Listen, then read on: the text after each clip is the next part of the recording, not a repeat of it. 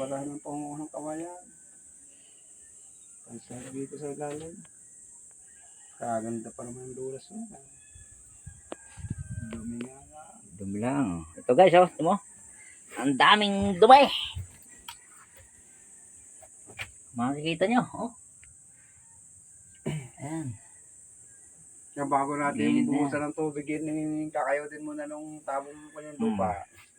Para hindi na kumapit Guys, na. oh, ayan, oh. Pag basa yun, kakapit yun sa ano.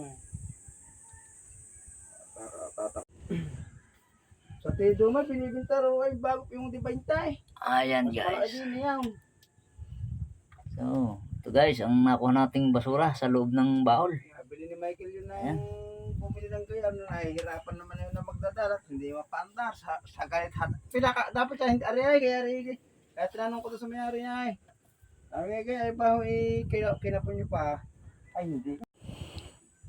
Ayan guys, malinis na ang ating baka.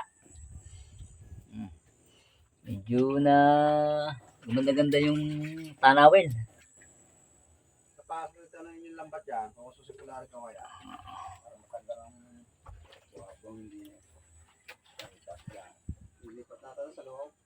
Ay, sari natin yung daw. Liwanag ang kanyang baol.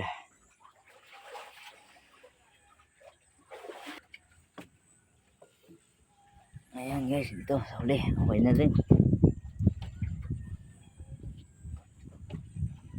Ito medyo ano, hindi masuot.